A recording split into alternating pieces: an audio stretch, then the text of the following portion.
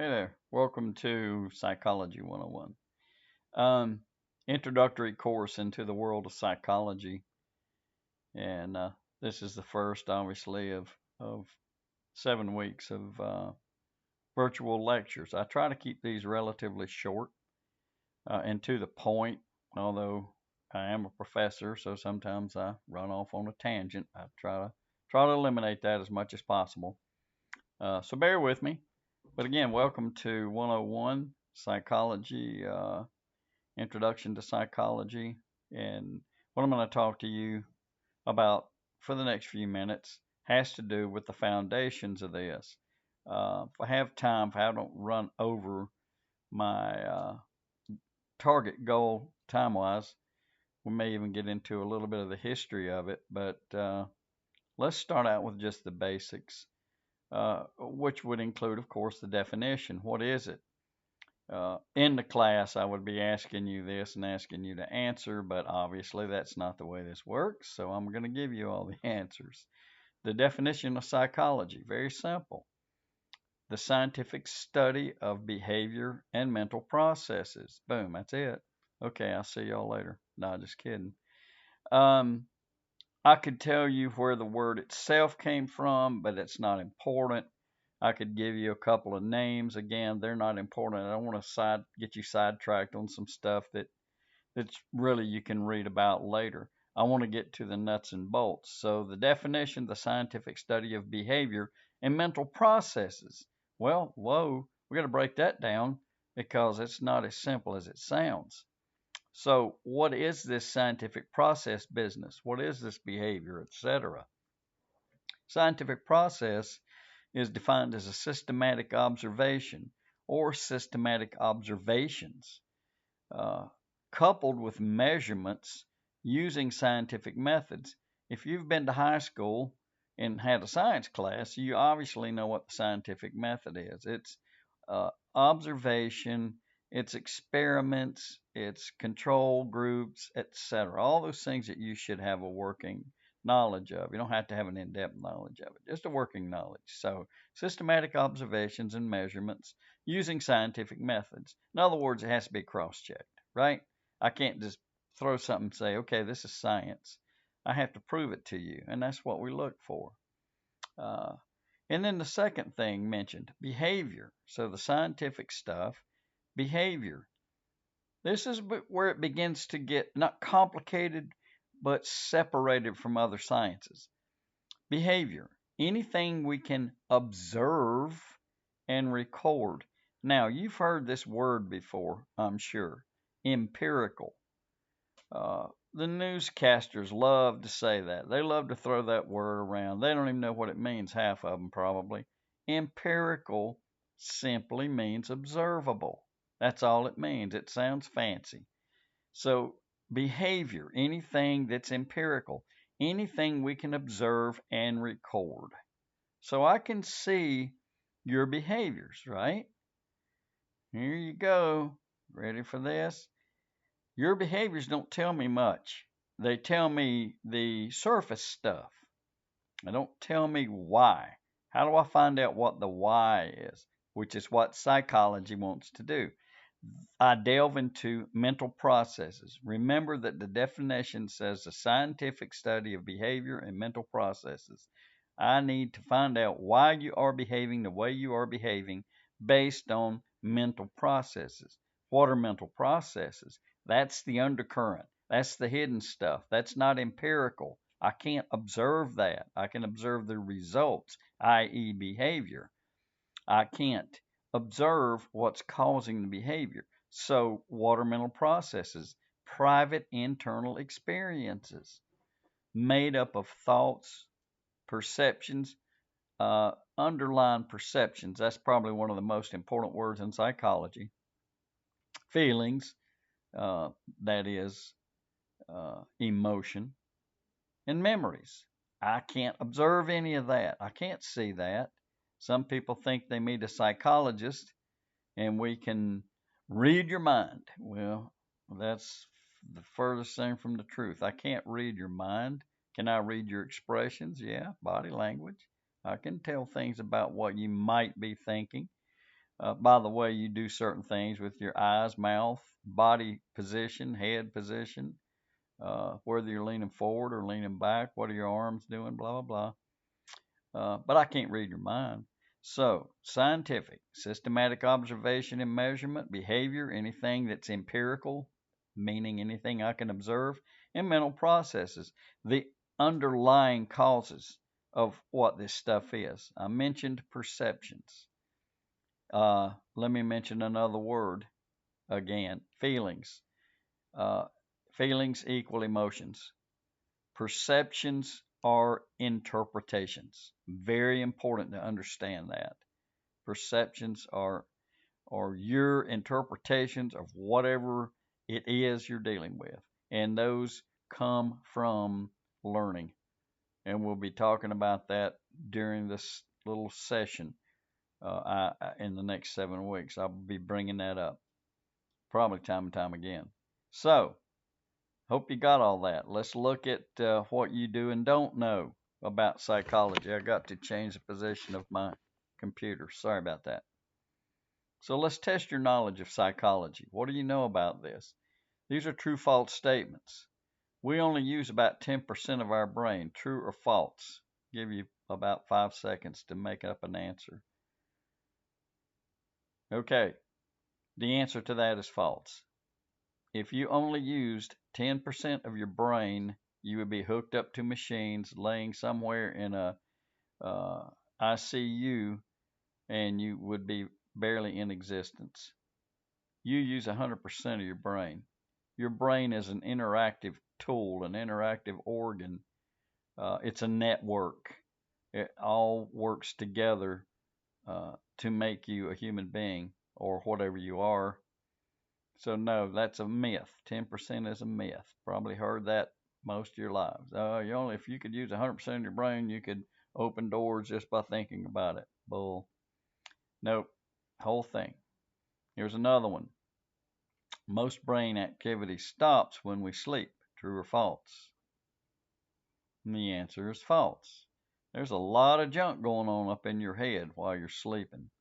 You're actually in a different state of consciousness. You're not unconscious when you sleep. You are conscious. It's just an alternate state, and we'll be talking about that in the semester.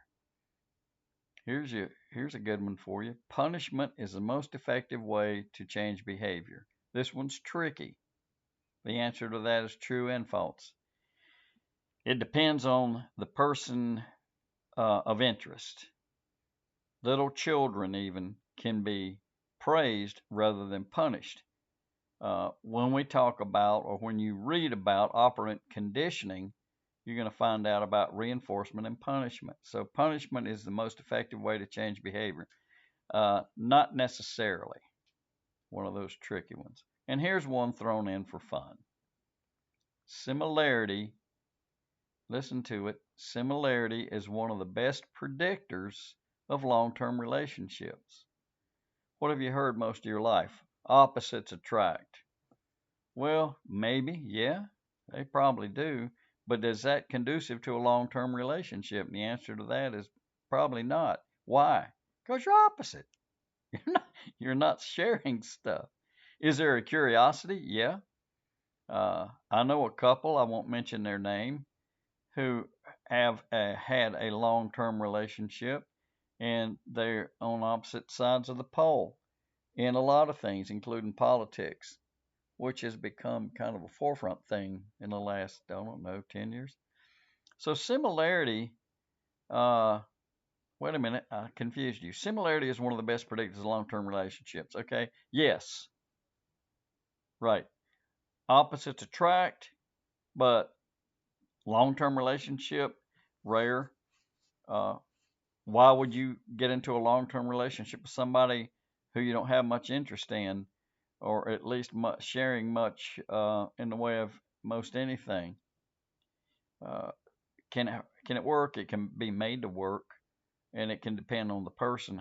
Maybe a person who's uh, got this. I don't want to bring up any psychological terms now, but let's just define it this way. I have a problem with loneliness. I don't personally. have a problem with loneliness. So being in any relationship is better than being alone. Does that make sense? Hope it does. But similarity is one of the best predictors of a long-term relationship. Now that I got you totally confused, I apologize. I hope you're okay with this.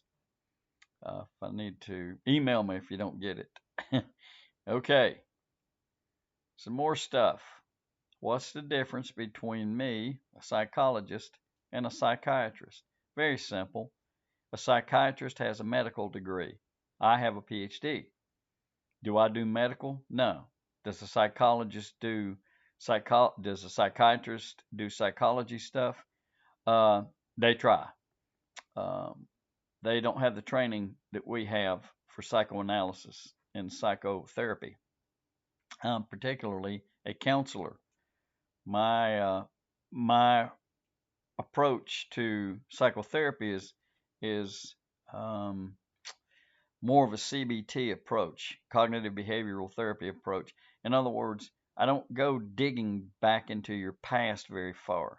If I were doing a counseling session with you, I would want to know the here and now. And psychiatrists can kind of do the here and now, but psychiatrists basically treat medicinally uh, problems that are not necessarily psychological as much as they are pathological, physical. So I got schizophrenia. I can't counsel you out of schizophrenia. I can refer you to a psychiatrist who will give you medication for that, and he'd probably refer you back to me to counsel you in dealing with your schizophrenia. I hope that makes sense. So yeah, psychiatrists are medical guys. They can prescribe medications, blah blah blah. Psychologists can't because we don't go through that kind of training. Clinical psychologists are closest to psychiatry in terms of what they can and can't do.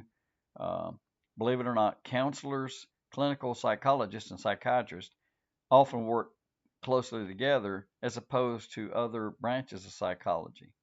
So yeah, there's some differences, but there's some similarities as well. What do we do as psychologists? Well, it's very simple. You come to see me.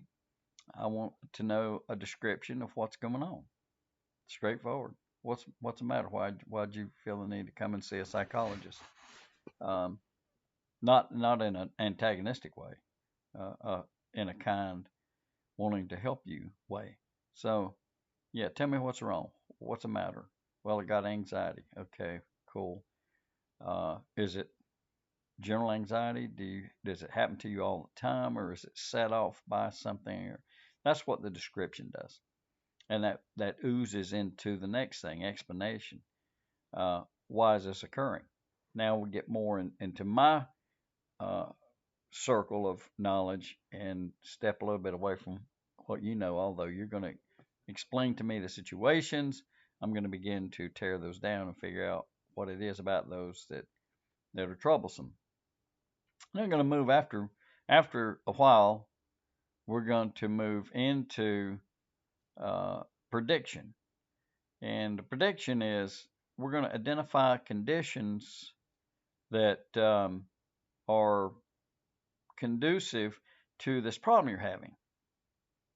And are you going to be dealing with these things in an ongoing basis, or is there some change that we can make that will uh, remove the spark that causes you to have the problem, whatever the problem is you're having, panic disorder or whatever it is.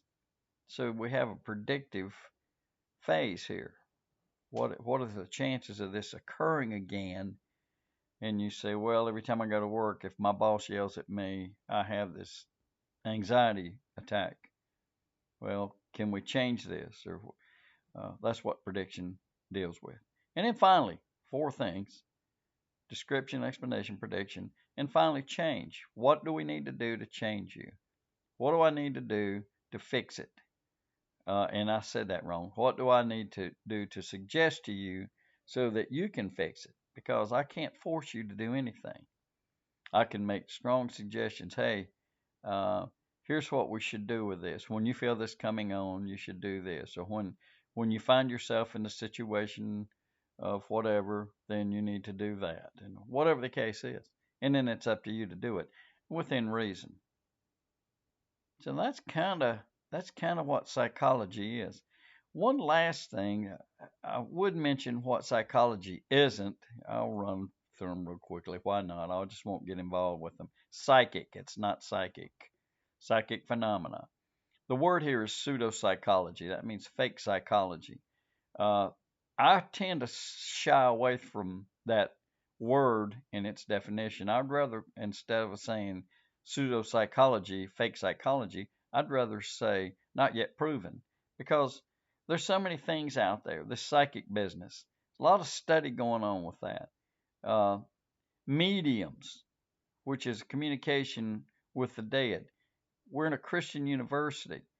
The Bible speaks of mediums. When Saul went to a medium and disguised himself, he wanted her to bring this. I think it was Samuel. Forgive me. Sometimes I get confused with that. He consulted a medium, and the medium brought Samuel back. And Samuel didn't like it too much. If you read, I can't remember what book it's in. Uh, Palmistry.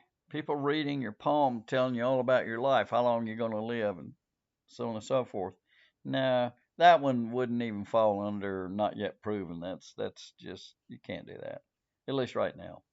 Psychometry, handling items, and then you can determine all kind of facts. Say, hand me that rugby ball over there, and I'll tell you all about where it's been. Psychokinesis.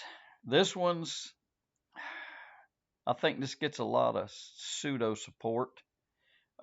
This is where we're in the classroom and I want to shut the door and I don't want to get up and walk over there, so I just concentrate heavily and the door closes. Forget it. Uh, that's not going to happen. You'll read about certain things happening that whatever, but I saw a thing on TV not too long ago. I don't know. They had a scientist present, and this guy did something and it worked. It's all electric, I suppose. And then finally, one of the oldest in the world, psychic and astrology. Probably mediums, psychic, and astrology. Probably the oldest forms of not yet proven or pseudo, whichever you prefer. Position of stars and planets and how they influence people. Can we absolutely rule that out? I would say not, because ancient man, who gave us the discoveries of constellations, I mean, they didn't go home and at the end of their day and watch Jeopardy on TV. Uh, they were outdoors most of the time, including nighttime until it got unsafe. And then they were going there wherever their dwellings were, caves or whatever. So they studied the sky a lot. They looked at the sky. They saw things move up there, comets, meteors, etc. Saw the change in the position of stuff. Sure, it could have had an effect on them. Directly, no. Indirectly, probably. Trying to understand what's this shooting through the sky, some kind of anomaly that they've seen, and they think maybe it's coming to get them. Who knows? It wasn't there. So, yeah, it's no, it's not proven. Yep, it's studied. So there you have it. Quickly, critical thinking. Very misunderstood. People think critical thinking is analytical thinking. In a sense, it is. The critical thinking that we're trying to make a determination with is that you are offered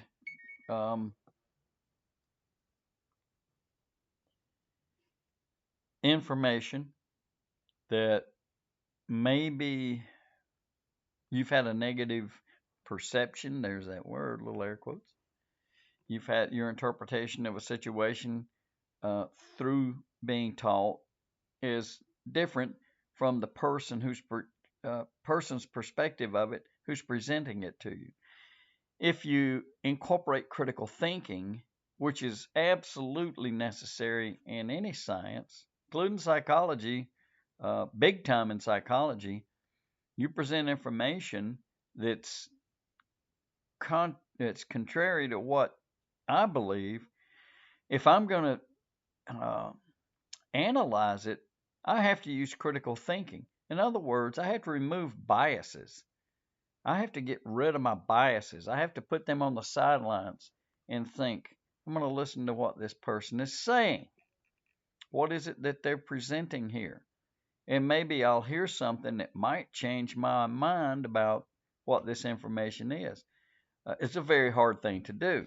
The next time you have a discussion with somebody and they present an idea to you or they say anything to you that's opposite of what your beliefs are, try critical thinking. You're going to see how very, very difficult that is. Set aside your predeterminations and listen to the information. That's an open-minded approach. Open-mindedness does not guarantee critical thinking, by the way. Critical thinking can be a result of it, but you have to work at critical thinking. And there's so much more to be said about that. And finally, nature nurture. This is the last thing, I promise. And I knew I'd get carried away with this, but this is important for you to know what this is. Critical thinking and nature nurture. Nature meaning unlearned. This is biology. Unlearned stuff. Nurture, learned stuff. Okay, here's an example of how difficult this is. And it includes almost everything. I'm going to give you an example. To tack this question, is alcoholism nature or is it nurture? In other words, is alcoholism genetic? Are you born with the genes to make you an alcoholic, or is it a learned behavior? Are you around it and you try it and you learn to be an alcoholic? Difficult question. Could it be both? The answer to that is maybe. Could be both. Could be because we do know that people have predispositions to addiction, for example. By the way, there's no such thing as an addictive personality. That's hogwash. That's media stuff. Can you be born with predispositions? Yes, you can. That's not an addictive personality. Personality has nothing to do with it. So, am I an alcoholic because of some genetic yuckiness, or did I grow up around it and so I'm going to do it too? Uh, mm, some alcoholics or will never know that they're alcoholics because they never take the first drink, but they may be predisposed to becoming hooked on alcohol if they take that first beer or shot of liquor, whatever it is, big glass of wine, whatever the case is. So it's not something to play with, by the way, but nature nurture. You can apply this to anything, homosexuality, whatever you want to apply it to. Is it something that's genetic or is it something that you learn? They haven't isolated the Budweiser gene yet, so we don't. The story's still open on that. I'm not trying to demean it. People suffer greatly from alcoholism. Had alcoholics in my family, you potentially do as well.